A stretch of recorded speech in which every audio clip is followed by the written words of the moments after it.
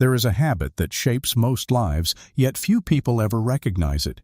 It does not look like a habit at all. It feels natural, automatic, almost unavoidable. It is the habit of mental surrender. This is the moment when a thought appears, and instead of examining it, you immediately accept it as truth. Not because it has been proven, but because it feels familiar. A thought arises such as, "This is too difficult, I am not ready," or "This will probably fail." And without hesitation, you follow it. You adjust your behavior. You lower your expectations. You delay action. This happens so quickly that it rarely feels like a decision. It feels like reality itself. But what you are actually experiencing is not reality. It is conditioning. Mental surrender is the act of giving authority to a thought without question. And over time, this becomes a pattern. The more often you surrender to certain types of thoughts, the more power they gain. They begin to arrive more frequently, they begin to feel more convincing, and eventually they begin to define the boundaries of your life. A person who repeatedly surrenders to thoughts of doubt begins to live cautiously. A person who surrenders to thoughts of fear begins to avoid opportunity. A person who surrenders to thoughts of limitation begins to accept less than they are capable of achieving. Not because they lack ability, but because they have developed the habit of obeying thoughts that restrict them. This habit is rarely noticed because it operates quietly. There is no obvious moment where a person decides to limit themselves. Instead, it happens through small, repeated acts of surrender. A hesitation here, a delay there, a quiet decision not to try. Each moment feels insignificant on its own, but together they form a pattern, and that pattern becomes a lifestyle. Most people believe their life is shaped by circumstances, but in reality, it is shaped by the thoughts they choose to follow. And the thoughts they follow are determined by habit. This is why two people can face the same situation and respond in completely different ways. One sees difficulty and steps forward.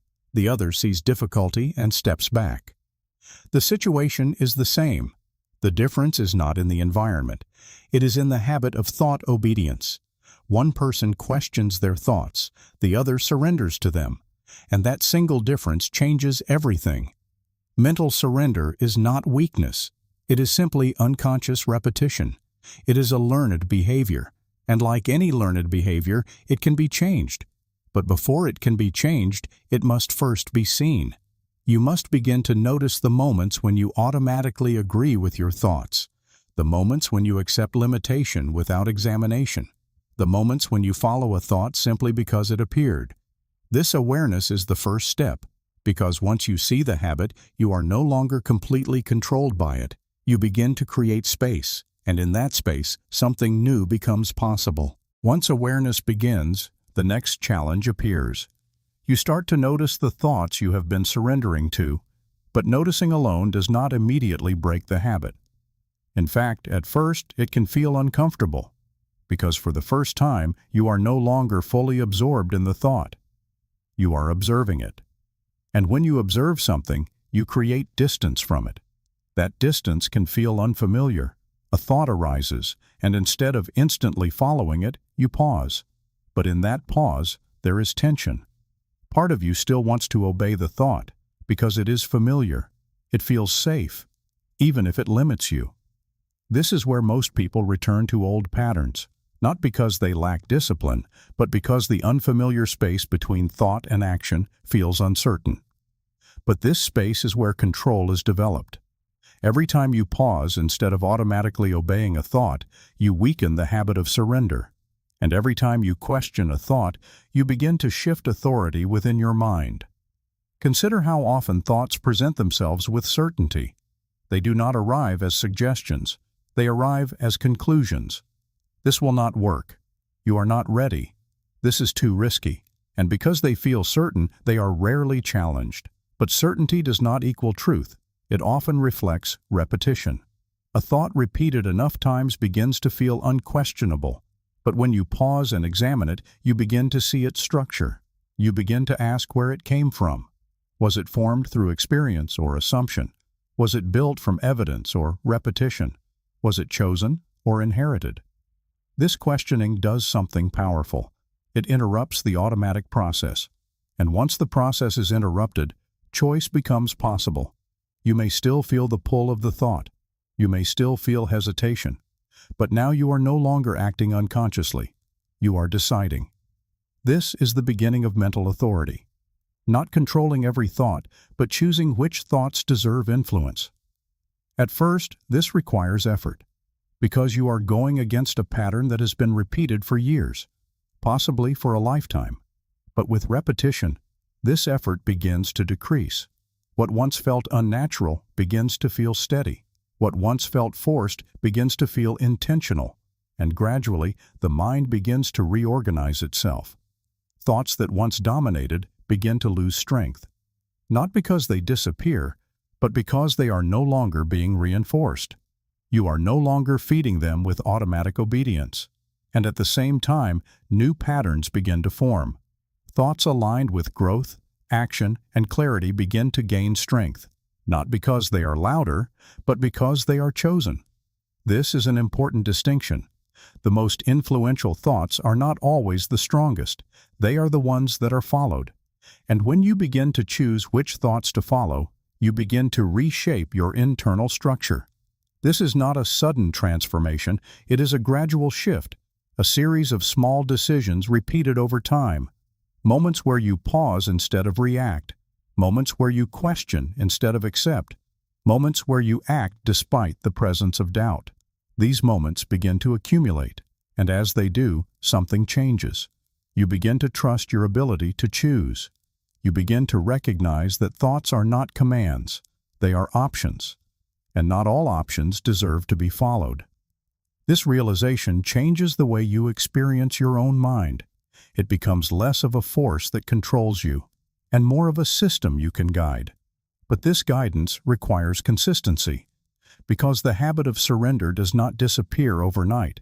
It fades as it is replaced. And what replaces it is the habit of awareness and deliberate response.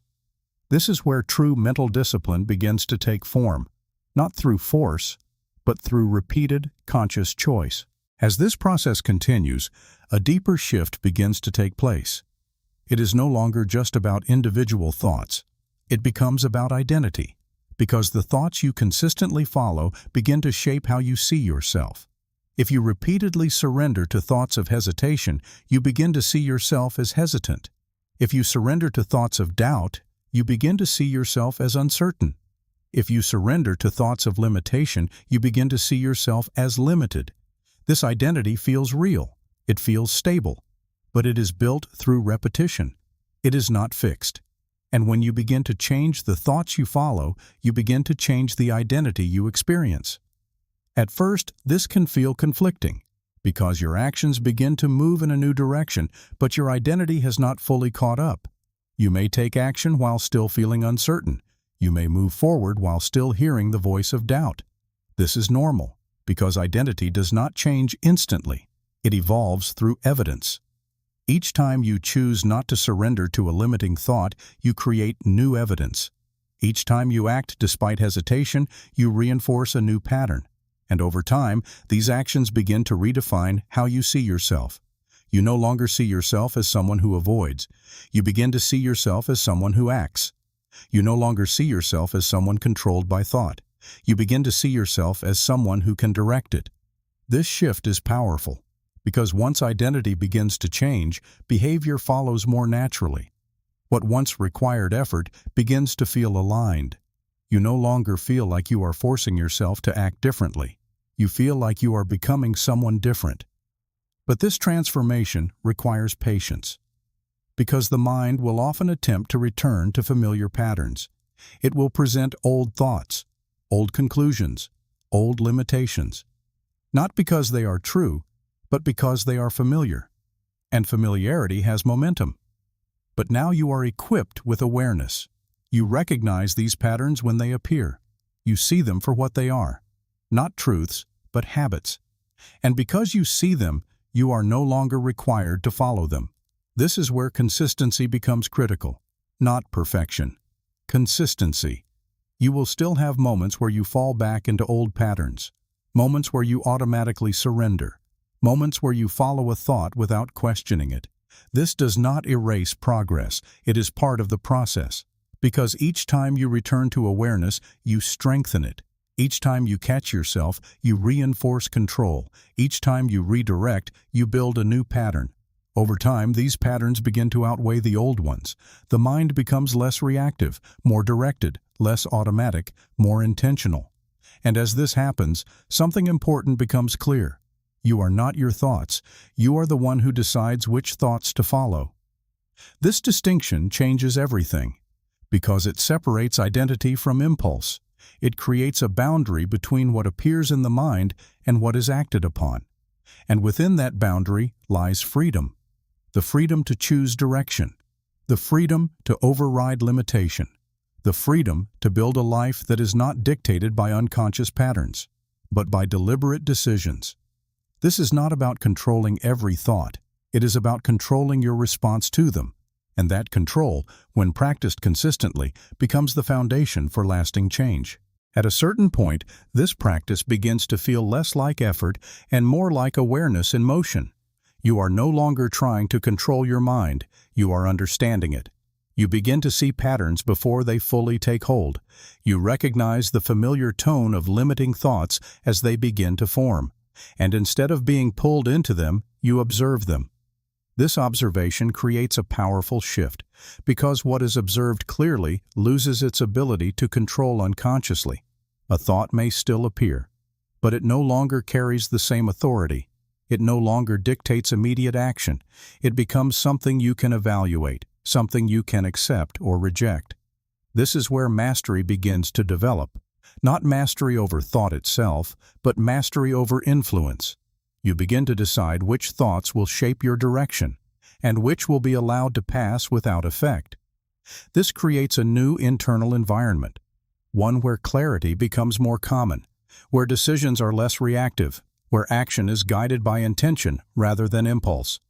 And within this environment, growth accelerates. Because you are no longer constantly working against yourself. You are no longer reinforcing patterns that limit your progress. You are building patterns that support it. This is the quiet transformation that most people never see.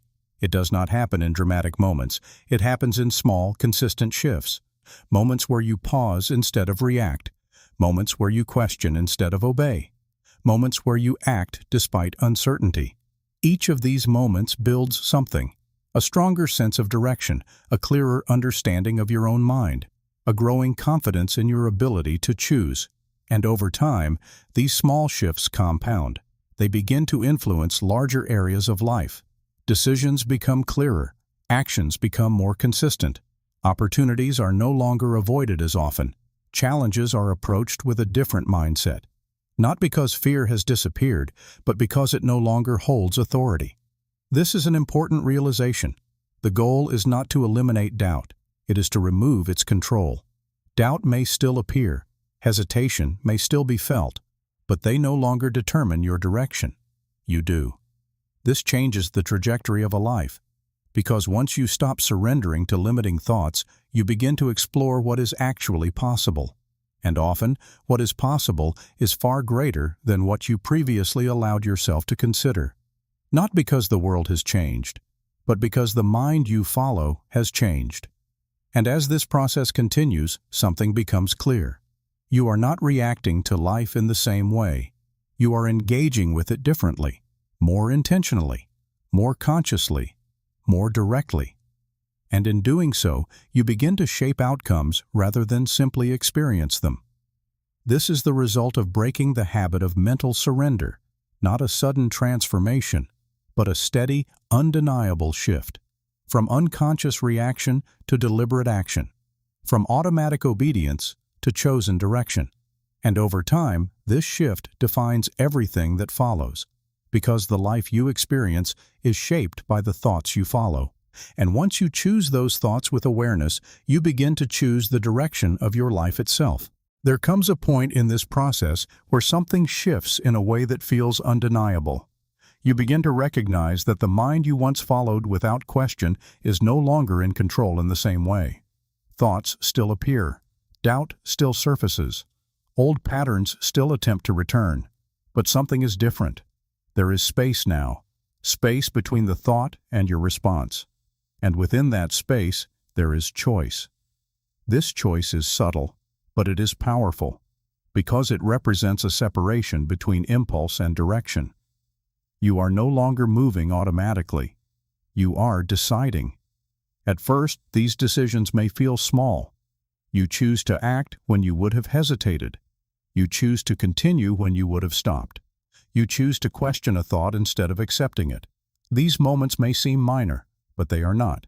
They are the foundation of a new way of operating, because each time you choose differently, you reinforce a new pattern. And over time, these patterns begin to shape your experience in a way that becomes noticeable. You begin to feel more stable, more grounded, less pulled in different directions by every passing thought. There is a growing sense of control, not through force, but through clarity. You understand what is happening within your mind, and because you understand it, you are no longer overwhelmed by it. This creates confidence, not the kind that depends on circumstances, but the kind that comes from knowing you can direct your own response, no matter what thought appears, no matter what situation arises. This confidence changes how you approach life. You become more willing to take action, more willing to face uncertainty, more willing to move forward without needing everything to feel perfect, because you no longer require the absence of doubt to act. You only require the decision to move, and this is where real momentum begins. Because once action is no longer controlled by hesitation, progress becomes consistent. You are no longer waiting for the right feeling. You are creating the right direction. This does not mean the process becomes easy. It means it becomes clear. You know what is happening when resistance appears. You recognize it as a thought, not a command. And because of that, you are able to continue. This ability compounds over time. Each decision builds upon the last. Each action reinforces the next. And gradually, the gap between intention and action begins to close. You think it, you decide it, you move on it, without the same level of internal conflict that once existed. This is the result of sustained awareness, of repeated choice, of refusing to surrender to thoughts that do not serve your direction. And as this continues, something becomes fully clear. You are not limited by the thoughts that appear. You are shaped by the thoughts you follow. And when you take control of that process, you take control of your trajectory. This is not a temporary shift.